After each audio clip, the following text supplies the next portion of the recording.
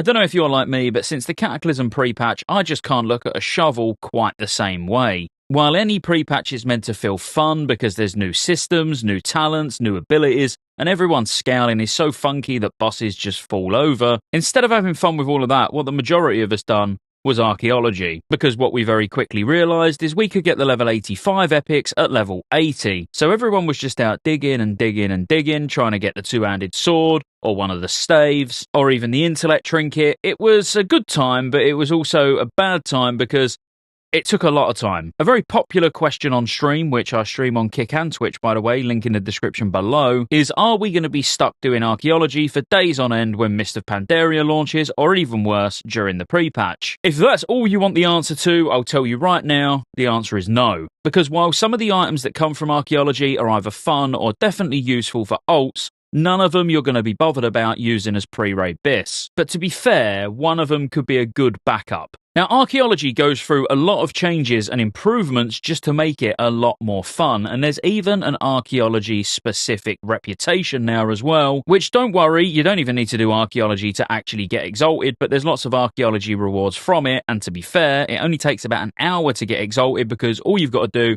is fly around and find items in the world to complete all of the exploration achievements, and each time you complete one of these big achievements, you're then going to get mailed a quest item that you can come over and hand in at the Seat of Knowledge, and by the time you collect all of them, you're going to be exalted. The good thing is, when you get to exalted, you're going to get the Flying Cloud Disc, which just looks pretty cool, and then you're going to get access to some archaeology use items, which just make finding dig sites easier or randomizing them, but we'll get into that in a second. But firstly, some of the real basic changes to archaeology that just make it a lot less painful are, firstly, when you look at the progress bar, you'll notice that you can actually get 6 dig sites now instead of 3, so you'll be spending a lot more time at each dig site and getting more fragments out of each dig site, just making solving a lot quicker. While all the solved items are unchanged from everything before Pandaria, the Pandaria ones get a big upgrade. When you do solves in Pandaria now, you can use the item to restore it as an artifact, or yeah, you can just vendor it. But when you restore it as an artifact, you're going to end up with a restored artifact that you can then go and hand in. Now, what you can do with these is once you're exalted with the Lorewalkers, you can buy a Lorewalker's lodestone that teleports you to a random active dig site in Pandaria,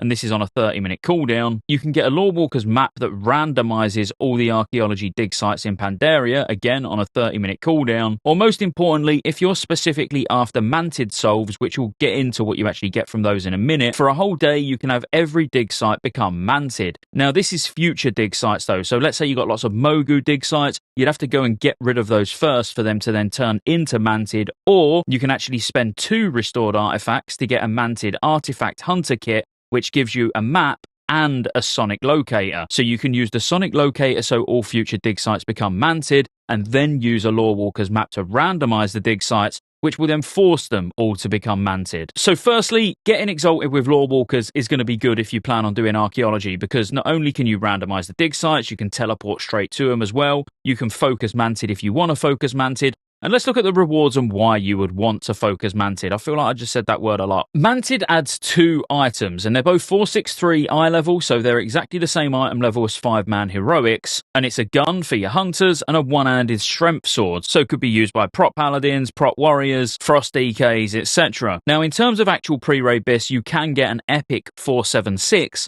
that drops from the last boss in 2 different dungeons, being Gate of the Setting Sun for hunters to be able to get a 476 bow, and the last boss in Storm Stout Brewery dropping a 476 strength mastery hit weapon. But this is going to be incredibly RNG based whether you actually get these, so actually focusing on Manted as a hunter and anyone who can make use of a one-handed sword, this is a very easy way to guarantee you're going to get a 463 weapon, and means you haven't got to worry about them from the heroics. Now, obviously, there are 463 versions of weapons from heroics anyway, so if you can't be bothered to do archaeology, don't worry, you're going to get the equivalent item level from heroics anyway. But these are just really good items to have knocking around for your ults, because one thing you'll notice is they require level 85. So your ults can be using a 5-man heroic weapon at level 85. That's what makes them so good, and why I said right at the start, they're amazing for ults. You can see why they're amazing for ults. You're literally going to be using a level 90 weapon at level 85 and not need to change it.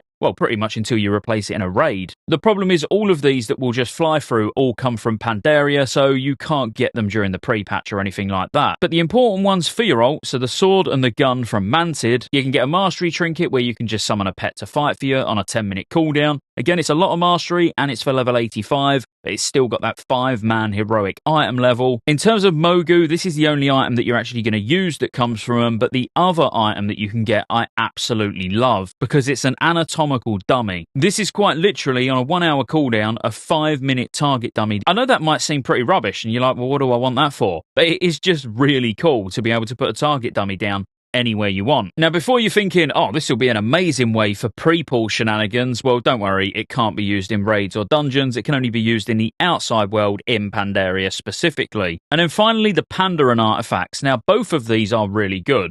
We've got Spear of Zuen, which is an agility polearm. Again, can be used at level 85, and a caster offhand with haste and mastery, again, level 85, 463 item level. So like you can see, none of them are like absolutely required at max level, but for your ults, getting all of these, like I will want all of these, because let's say you've leveled your main, you've got archaeology up, and you've got the Spear of Zuen, straight away you'll be like, man, I want to level my Feral Druid, because you're going to have an absolute monstrous weapon straight away. And you might be in like full Dragon Soul gear. With this weapon, it's going to make leveling a breeze. So I would heavily recommend getting these for your ults, but again, it's not required. There is another system added called Pristine Solves. This is just another way to get restored artifacts, keystones, and achievements. So whenever you solve in Pandaria, you've got a chance for the item that you solve to become pristine. This will then give you a quest that you can go and hand in at the Seat of Knowledge that will reward you with a few restored artifacts and a keystone relevant to the one that you've handed in. Now, you'll slowly be able to watch your collection grow over time as well, and there's an amazing title being Seeker of Knowledge to restore all of the pristine versions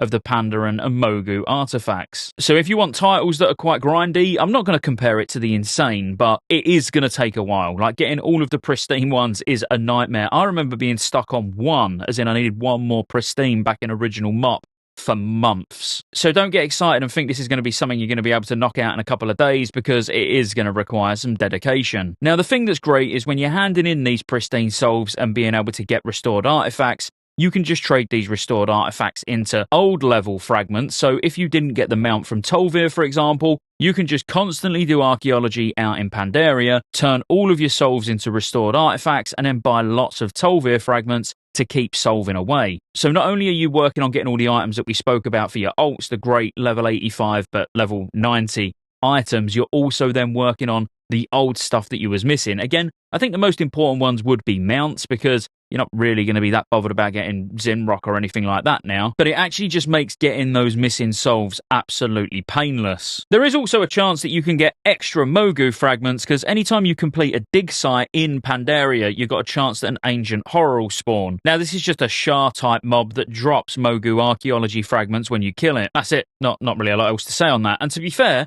that's archaeology. So if you was worried you're going to have to sit and do archaeology for hours and hours and hours on end when MoP launches, I mean, yes, if you want to get everything for your ults, but no, not really for your main characters unless you just want one of those backup Manted weapons, at which point I would recommend getting Lorewalkers exalted first so you can turn everything into Manted. Then at least you know your chances of getting the gun and the sword are not only much higher because all you're seeing is Manted, but much faster as well. And as I say, a couple of hours absolute max, and you can get exalted with Lorewalkers anyway. Just go on Wowhead or wherever and go and get all of the waypoints and import them into TomTom, fly around. It takes no time at all.